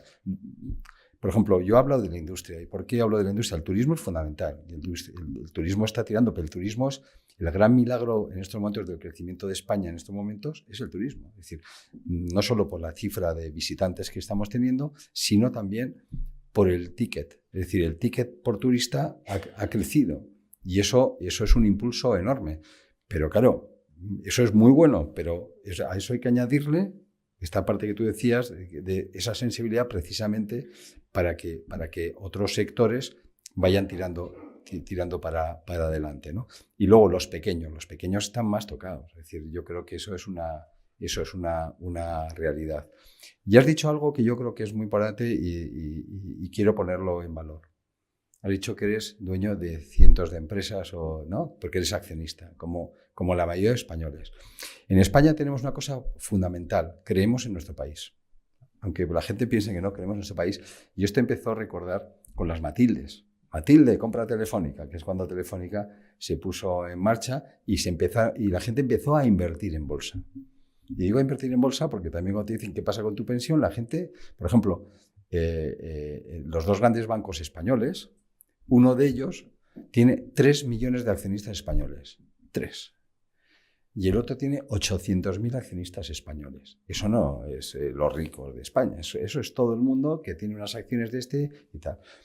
Por eso es tan importante cuando yo digo que hay que respetar los dividendos, hay que respetar los beneficios y hay que respetar que los accionistas también tengan derecho a cobrar esos beneficios y a no castigarles, porque es parte de esa renta que tienen en su jubilación, etcétera. Porque parece mentira, pero parece que no, que es que nadie puede ganar porque en cuanto ganan ya estás castigado. Se habla de que tienen que crecer las empresas, pero sin embargo se les castiga inmediatamente en cuanto vayan a crecer.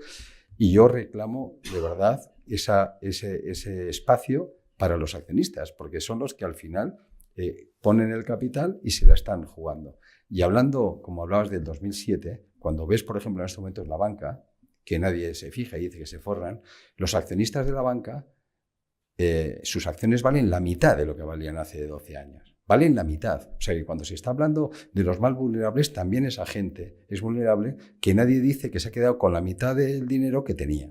Y aquí no pasa nada. Es decir, yo creo que son esas cosas que son importantes. O cuando hablamos ahora que hay que invertir, porque las empresas no solo tienen que pagar a sus accionistas, tienen que invertir, cuando hablamos de los 300.000 millones que os decía, es que 270.000 son privados. Y metemos un impuesto a la carta a las energéticas, metemos un impuesto a la carta a la banca, que es la que tiene que prestar el dinero, y dices, pero estamos facilitando, como preguntabas antes, ¿estamos facilitando la inversión? Bueno, pues yo creo que no. Pero por tanto, no va como un cohete. A ver, va bien, pero lo que a nosotros nos preocupa es que no se hagan las cosas adecuadas para que empiece a ir mal. Es decir, cuando las cosas van bien, es muy fácil de decir, pues ahora me voy a gastar esto. No, pues igual ahora es el momento de ahorrar, o igual es el momento de invertir, igual es el momento de hacer las cosas ordenadamente. Resume.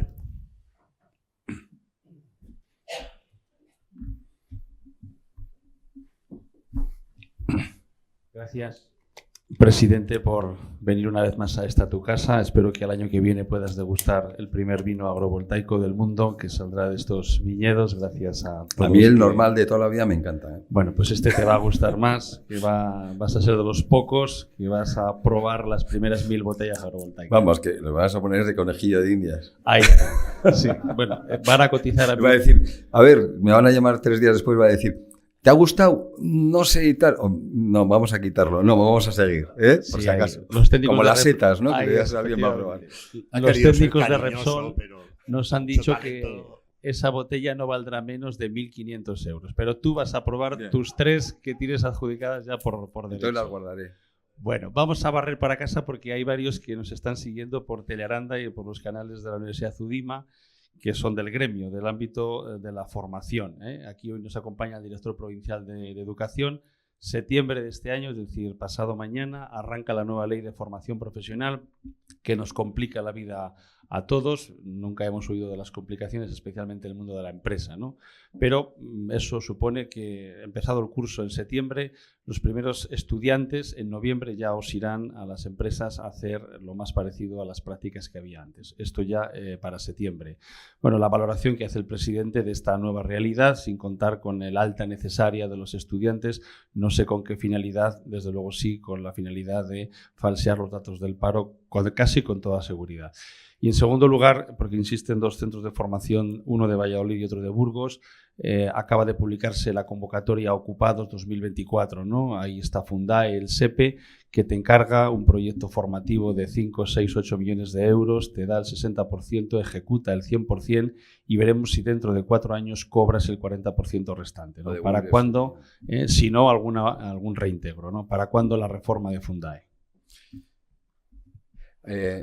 Los que sois de mi edad, recordáis que había una revista humorística que se llamaba El Hermano Lobo. Y en El Hermano Lobo, en la primera página, le hacían preguntas al lobo. Y esto era previo a la democracia. Y siempre le hacían una pregunta, era, bueno, hermano lobo, ¿y cuándo llegará la democracia? Y el lobo hacía, ¡au! Pues creo que te lo contesto con la expresión del hermano lobo. A ver, nosotros estamos permanentemente insistiendo en la clave que es la formación dual. Eso yo creo que además nadie lo discute. Dicho eso, las empresas, y creo que lo sé, no queremos dar clases, pero lo que sí queremos es poder participar en qué es lo que hay que hacer. Porque hoy en día, por ejemplo, en estos momentos en España, de los 20 millones de personas que trabajan en el sector privado, 11 millones no tienen ninguna titulación. Ese es un dato real. Y es verdad que esos 11 millones, en su momento, pues eran grandes soldadores, pues aprendían en la propia empresa. Pero hoy en día eso es algo que está ahí. Es decir, y en estos momentos eso hay que arreglarlo. Y luego también es verdad, y todos lo sabemos, y lo decía antes, que está bien los 4 años, pero al final esto es una formación continua, como bien lo sabéis, y es un cambio tecnológico permanente, cambio de todo tipo. Entonces, por eso nosotros nos gusta, o lo que hemos pedido, es estar en la gobernanza y especialmente en lo que sería la formación dual. Con respecto a las universidades, también firmamos hace 5 años una reforma integral de lo que eran las universidades, con la CRUE, o sea, con la Conferencia de Rectores, en el Parlamento Español, con todos los sindicatos, nosotros, allí todo el mundo, y siguen las cosas parecidas, porque también es un tema que la universidad debiera de cambiar. Efectivamente, ahí hay un lío. Nosotros hemos dicho que, bueno, en la parte nuestra, bueno, pues no, más o menos es esa cuota de la seguridad social que para la empresa, bueno, pues tampoco es que sea mucho dinero y hemos dicho, bueno, adelante, y efectivamente parece que complica las cosas al mundo académico. Es decir, por lo que... Sí, la gestión, sí, por eso es lo que entendemos, y ahí efectivamente el Ministerio de Educación tendrá que ver cómo se gestionan estos temas. Eso sería lo que sería en ese tipo de educación, porque también es verdad que en estos momentos tenemos dividido, como siempre ha estado, la parte de esa educación reglada con lo que es la formación continua que has hablado. A ver, con la formación continua, que es la Fundae y que es el SEPE, nosotros, bueno, desde hace mucho tiempo no podemos coincidir. Es decir, los empresarios estamos pagando casi 2.000 millones de euros. Estamos pagando con nuestras cotizaciones, que son las más altas de Europa, casi 2.000 millones de euros para que eso se haga. Y sin embargo, es un sistema imposible, totalmente burocrático, donde la mayoría de las empresas ya no quieren saber nada. Porque además hay un tema muy curioso. Tú has dicho alguna devolución. No. Es que a ti te falta un papelito naranja y tienes que devolver los 10 millones que te han dado y has dado el curso a todo el mundo. Es decir, porque viene el Tribunal de Cuentas y te dice que esto es así. Si mañana a alguien le encargan hacer una carretera y falta un guardarraíl, le cobran el guardarraíl. No está la carretera y tiene que devolver todo el dinero a hacer la carretera. Eso es lo que está pasando en la formación continua. Y nosotros pensamos que tiene que haber un cambio profundísimo. Eso es el Ministerio de Trabajo, eso no es el Ministerio de Educación. Y yo eso no sé cómo se va a resolver, pero nosotros ahí, Miguel Ángel lo conoce bien, no compartimos los temas porque son temas terriblemente burocráticos, complicados, donde al final no sabes muy bien por dónde moverte y donde la mayoría de las empresas, insisto, es que prefieren no estar. Pero son 2.000 millones de euros que pagamos las empresas, que tenemos derecho a que se arreglen. Son los dos espacios y realmente ahí, desde luego, nosotros estamos encantados de ir con vosotros, y especialmente con todos los que son la formación profesional, porque nos parece clave. Es que las empresas necesitan gente. Y necesitan gente formada y especializada. Y no solo necesitan, y ya me viene y está, sino que van a tener que volver. porque van a tener que venir muchas veces, porque vamos a tener, y hablaba de la empleabilidad, vamos a tener que volver muchas veces porque los cambios son permanentes.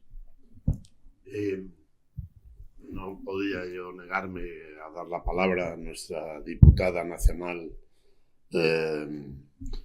más entrañable, y menos ahora que la han hecho jefaza en Europa y todas esas cosas. Así que adelante. Bueno, yo de fijo discontinuo a fijo discontinuo. Exacto. No, bueno, simplemente agradecerte la conferencia, la verdad es que, como siempre, muy acertada y muy clara.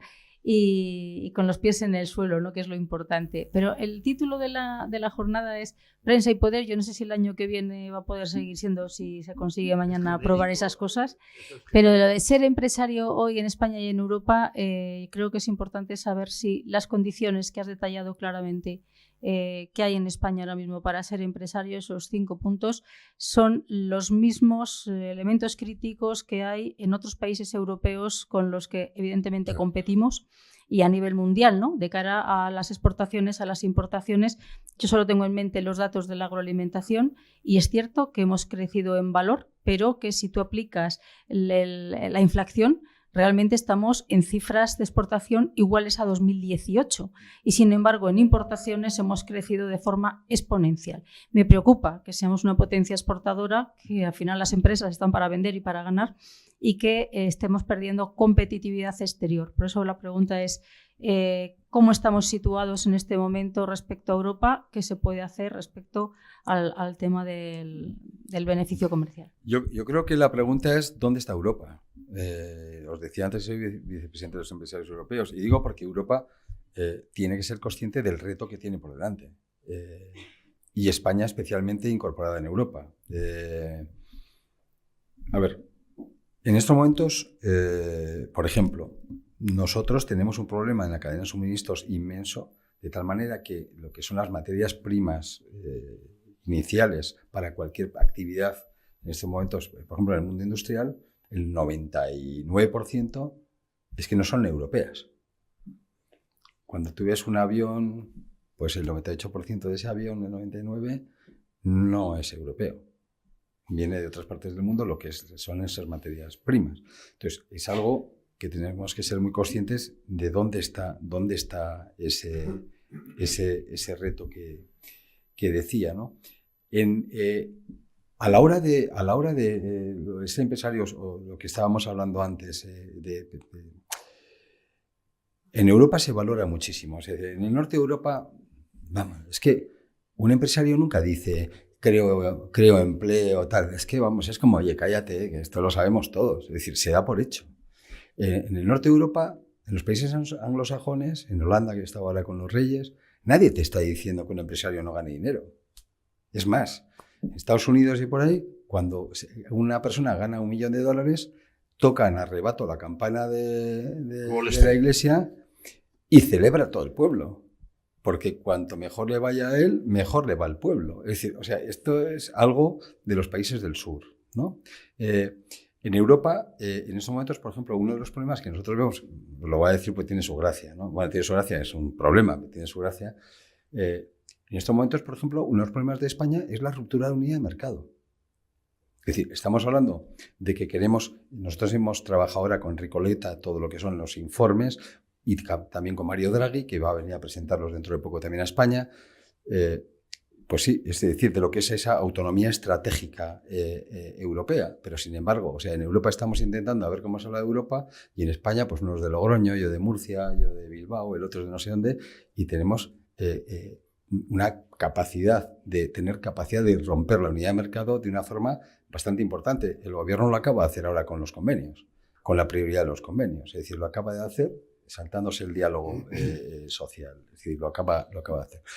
Y hay un tema que nosotros tenemos evaluado, pero que también en Europa, que es la burocracia. O sea, la burocracia, o sea, es que ya no solo estamos hablando de dinero, es que uno de los planteamientos que hacemos los empresarios es, oiga, que nos podemos ahorrar mucho dinero no gastando, pero no gastando, cuidado, en cosas que no son necesarias. En España, y esos son los datos del año 22, pues esto lo hacemos hay un decalaje de 2 años. En el año 22, los boletines oficiales de España suponen 1.300.000 páginas. 1.300.000 páginas. Eso significa, porque hemos hecho el dato para que os hagáis la idea, eso significa que tendríais que leer 3.500 páginas al día. Al día. Eso significa que son 11 vacas que pesan 600 kilos cada una, con hojitas como esta. Si estas hojitas las ponemos una encima de otro, son 128 metros, que son las torres de la Sagrada Familia de Barcelona. Y si las ponemos en fila, vas de Madrid a Murcia. Eso son solo los boletines oficiales, con las normas, etcétera, etcétera. Y curiosamente, ese año, 5 meses no hubo gobierno. O sea, porque es como... el año 22 fue a Murcia, el anterior fue a Zaragoza, no fue a Bilbao y el anterior a Zaragoza. O sea que vamos sumando unos 50 kilómetros más al año. Es decir, hay muchas cosas que se pueden hacer y que realmente Europa eso lo hace fatal. Y es todas las normas, papeles, o sea, las normas europeas no hay quien las entienda. Cuando se trasladan, se hacen las transposiciones a cada país, son un lío. La unidad de mercado, cuando estamos hablando de la unión bancaria, ¿para cuándo? Pues como el hermano lobo. La gestión de lo que sería el mercado único eléctrico. El mercado eléctrico, la gestión, y aquí tengo ingenieros, la gestión eléctrica, la operación del sistema, la última vez que se apagaron en España la luz, es porque se cayó un poste en Alemania, en un río. Es decir, porque la electricidad no sabe de que esta es España y esta es Francia. Es un conjunto único. Entonces, yo creo que es todo lo que debiéramos de mejorar en Europa previamente para ser más competitivos.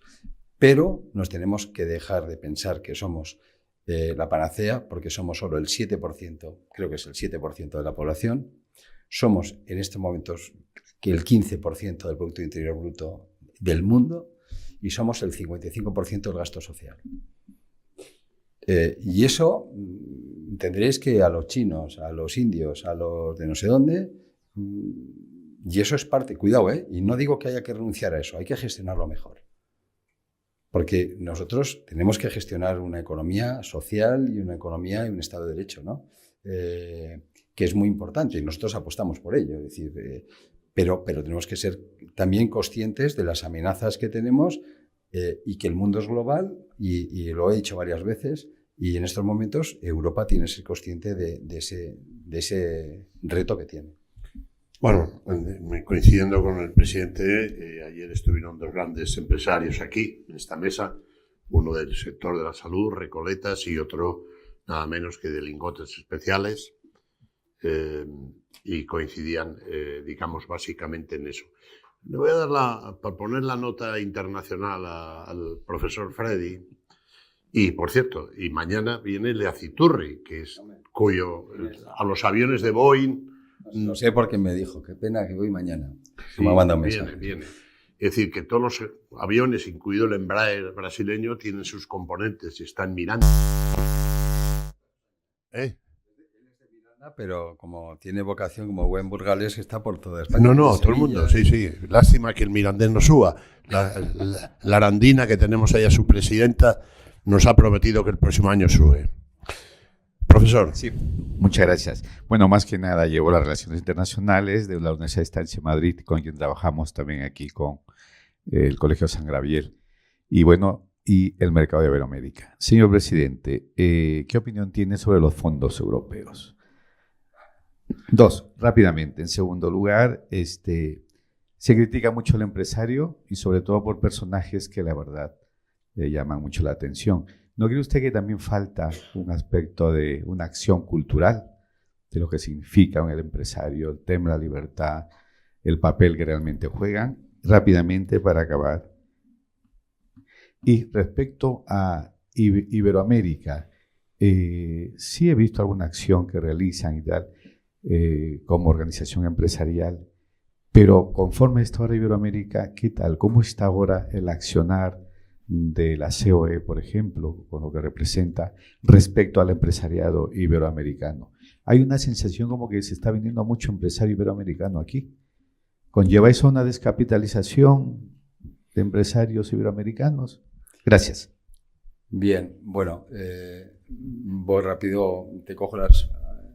Primero, con respecto a lo que es la imagen de los empresarios. La imagen de los empresarios la damos en el día a día. Tenemos grandes empresarios que dan y ofrecen 500 millones, por ejemplo, para la sanidad y tienen un ataque brutal contra ellos, o otro, es decir, etcétera. Por tanto, nosotros vamos a seguir en la línea. Nosotros ahora en los colegios vamos a plantear una campaña muy importante con Olegario, el empresario. Esto va a funcionar, donde son Nieto, los dibujos del ABC nos está echando una mano y estamos permanentemente en ello. Lo que pasa es que hay algo, las buenas noticias no son noticias. Es decir, las buenas noticias, yo también he sido presidente de un grupo editorial, las buenas noticias, bueno, pues están bien, pero las noticias son otras cosas, ¿no? Entonces, yo creo que nosotros lo que tenemos que hacer es seguir trabajando en la línea que tenemos y eso sí, reclamando que cada vez que algún chorizo hace una chorizada le llaman empresario y no es empresario. Eso sí querría aclararlo, que muchas veces se equivocan los términos porque se llama empresario a cualquiera cuando no lo es. Es decir, yo creo que eso sí habría que llamar a la RAE para que aclare exactamente el tema. Con respecto al tema iberoamericano, nosotros tenemos, y en la COE gestionamos en España, gestionamos la Confederación Iberoamericana de Empresarios, donde están todas las cúpulas empresariales de todos los países iberoamericanos, y no solo eso, sino que gestionamos además cada dos años la Cumbre Iberoamericana de Jefes de Estado en la parte empresarial, y gestionamos también lo que son los congresos de pymes también o sea, de forma alternativa en cada uno de los países. En estos momentos, en noviembre, tendremos la Cumbre Iberoamericana en Ecuador, en Puebla, y estamos preparándola desde hace 2 años. Tenemos reuniones permanentes con todos nuestros colegas de Iberoamérica. Yo tengo además la suerte, en este caso, además de viajar con Su Majestad cada vez que hay viajes internacionales, y concretamente a Iberoamérica, España tiene un peso, un reconocimiento enorme, y especialmente lo digo el rey, que es un lujo tenerle con nosotros.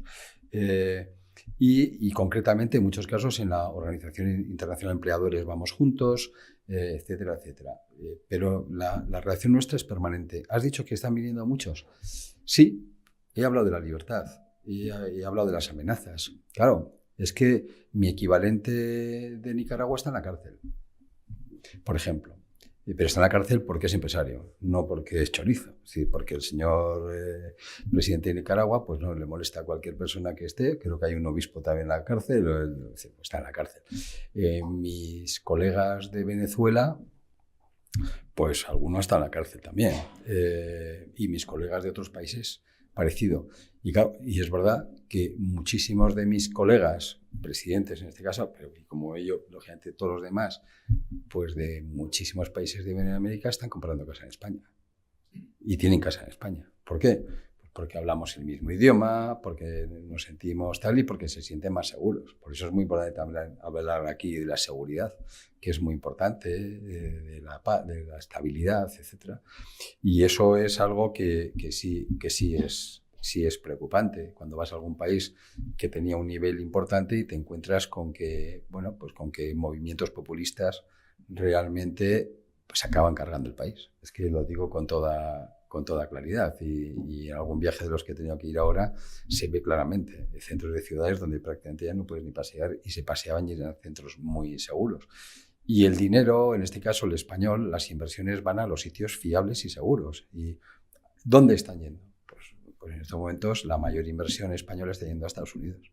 O sea, en Estados Unidos tenemos unos activos de prácticamente una inversión de 80.000 millones. El segundo país es Reino Unido, que son unos 70.000, y ahí vamos tal. Entonces, a medida que usted me dé tranquilidad y seguridad, no subvenciones, seguridad y tranquilidad, yo voy yendo. Y eso es lo que está yendo la inversión extranjera. Y con respecto a los fondos, le estoy pareciendo interesante a la mosca esta, no sé si me la manda el gobierno. Y con respecto a un emprendedor que... Y con respecto a los fondos europeos son una gran oportunidad. Estamos hablando de 170.000 millones. Se separan en varios espacios. Hay uno que es la parte pública, que es la mayor, que es donde realmente yo creo que hay que estar muy atentos. Es decir, si a mí me dices que hay que hacer, por ejemplo, al aeropuerto de Barajas, para dar esa ampliación, hoy en día los ACES de Barajas solo van hacia Iberoamérica y nos falta toda la parte de Asia, y toda la parte de Asia significa además el turismo, el comercio. Es decir, es que si el mundo ahora vemos España aquí, es un error. España estaría en una esquina, porque en estos momentos Europa no está en el centro. En el centro está Asia, y América y Europa están en una esquina. O sea, es que coger la bola del mundo y ponerla diferente, y es donde nos daríamos cuenta. Entonces, por ejemplo, pues esa es una inversión muy importante. Por ejemplo, la ampliación del puerto de Valencia, que se acaba ahora de aprobar, pues es muy importante. Es decir, ahora, si mañana vamos a cambiar pues, todas las ventanas de los ministerios, pues eso no va a cambiar la economía. Y lo mismo digo con los PERTES. Con los PERTES ha habido cosas que están poco a poco, están yendo lentos. En algunos, como el caso Ford, renunció a los PERTES.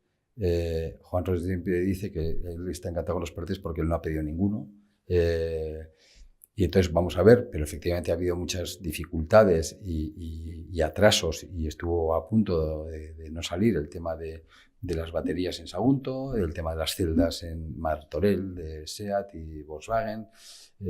O sea, ahí se está trabajando esa línea. Vamos a ver todo lo que es necesario con respecto a los temas del hidrógeno verde, que también son miles de millones. Es que el cambio tecnológico es brutal. Por ejemplo, pensar, mira, en España hay 11 plantas de cementeras.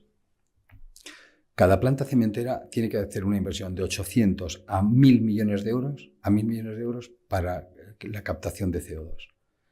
Pasarlo a pesetas. Lo digo porque es que 1.000 millones suena menos que 787.000 euros. Es decir, entonces, ese es un tema que es importante. Luego está la parte de las pymes. En la parte de las pymes, pues nosotros pensamos que es muy importante ahí todo lo que es el apoyo especialmente a los cambios tecnológicos. Y también yo creo que hay que dar un espacio especial a la parte industrial, y para mí también es importante que se dé espacios en función de cómo, o sea, es decir, unificar criterios a veces poco tiene sentido. Hablaba antes, por ejemplo, de lo que es el planteamiento industrial, ¿no? Por ejemplo, de Burgos. Tiene poco sentido aplicar el kit digital en Burgos, en las empresas de Burgos, porque están mucho más avanzadas que les den 6.000 euros para hacer una página web. Es decir, pero muchísimo más.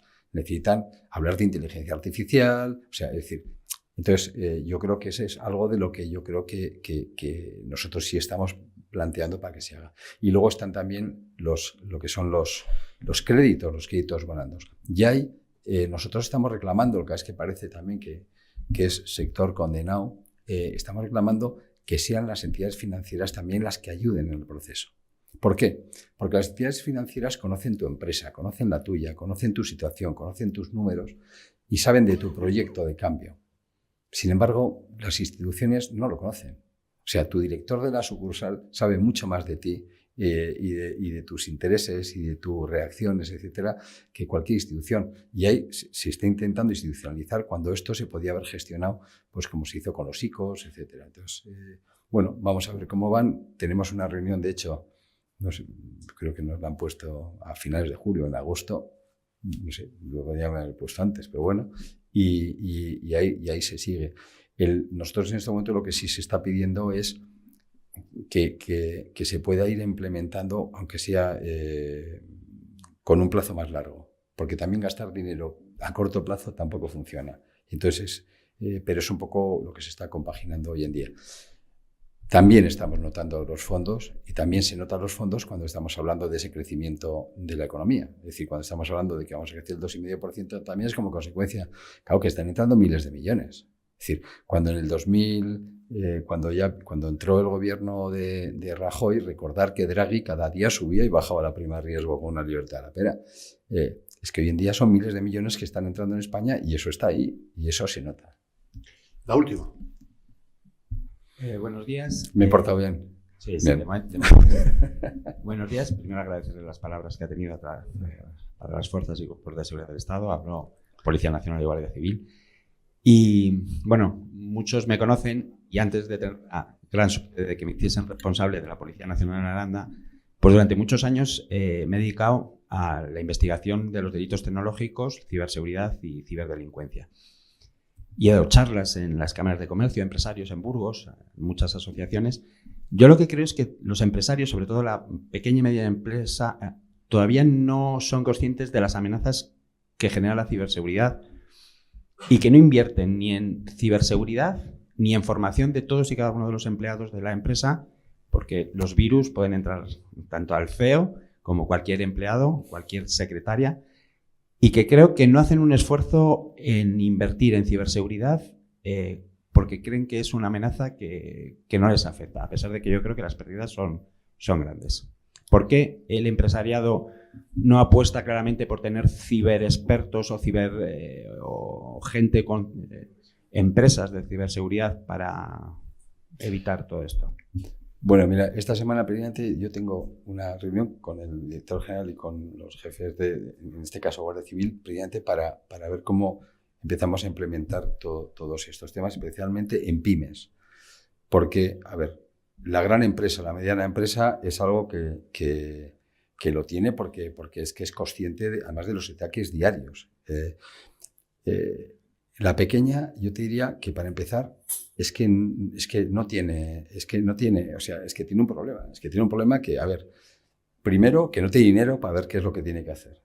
Segundo, no tiene conocimientos. Y tercero, tampoco hay gente cercana que le pueda solucionar los problemas. Por tanto, es que es un nuevo, vamos a decirlo, cuidado, un nuevo gasto o un nuevo coste que no estaba puesto y que, sin embargo, se define como fundamental. Yo creo que eso es evidente. Y yo creo que hay otro problema de concienciación que nosotros también... y es que la gente no es consciente de todos los datos que vierte propios a la red también, que al final van en su contra. Es decir, porque yo creo que en esto también la prevención es muy importante, aparte de la parte ya de las empresas. Es decir, la gente joven en general, su intimidad es nada. Es decir, y no son conscientes que esa intimidad va a las bases de datos. En estos momentos, yo el otro día tuve el honor, ¿no?, de ser el padrino de la promoción de CUNEF. Y hay gente especializada ya en datos, pero especializada como carrera. Y es que la gente no es consciente que, y eso lo dice siempre José María Lepayete, que en estos momentos el mercado de los datos tiene un valor muy superior a los propios activos materiales. Es decir, que es ese espacio ahora de si hay que pagar los datos o no, ¿no? Entonces, yo creo que se suma, por un lado, es decir, uno, nos falta gente. Dos, los pequeños es que no tienen posibilidades, nosotros estamos empezando a manejar ya con las propias organizaciones, pues también incluso la inteligencia artificial, etcétera, a ver cómo se puede gestionar, porque además llega un momento donde incluso la propia inteligencia artificial, aparte de lo que es ciberseguridad, si es que creo que no podemos ni reconocer ni el 20% de lo que es falloso, ¿no? Y las máquinas va algo más y cada día va menos. O sea, llega un momento que estamos en manos de la máquina. Esto es 2001, Odisea del espacio, que nos parecía una locura y que está ahí. Y yo creo que también el efecto de concienciación de que damos datos, que damos inconscientemente datos. O sea, en esos momentos con el móvil pinchas sí, y estás diciéndole de todo. José María dice en una Smart TV, cuando tú le das el OK, estás dejando que te grabe, incluso apagada.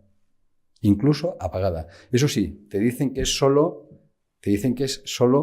para que el acento, para que tal, pero es que bueno, hasta que llegue un pirata y te grabe la conversación completa con la televisión apagada. Pero es que eso en una Smart TV está así. Perdona, porque...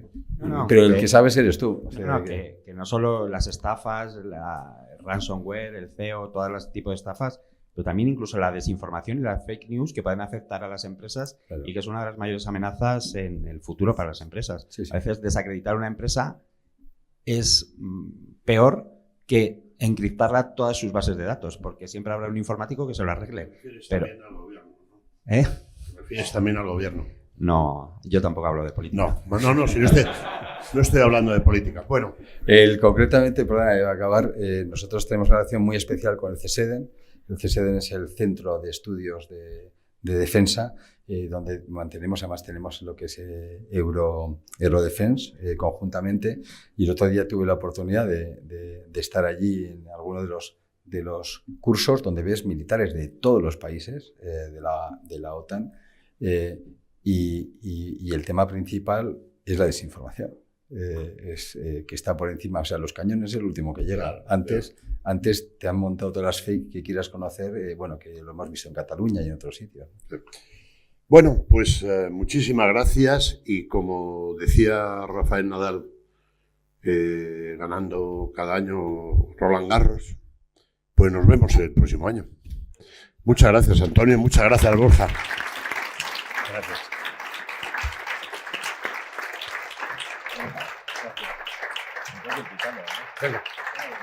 Todo cambia. Vamos a despedir a Las modas, las aficiones, las artes, los gustos. Cambia nuestra forma de entender el mundo, de vivir en él. La naturaleza cambia, pero la esencia, la raíz y el valor que le damos a las cosas permanecen. Y lo auténtico prevalece. Aquí, en Castilla y León, los paisajes cambian durante todo el año, pero la belleza prevalece. Desde que nuestros antepasados colocaran las primeras piedras, la arquitectura ha cambiado. Pero la monumentalidad perdura.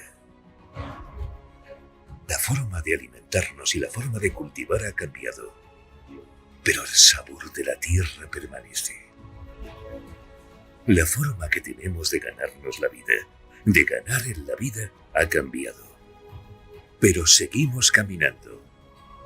Y las ganas de vivir prevalecen, tejiendo nuestros pasos, tejiendo el futuro.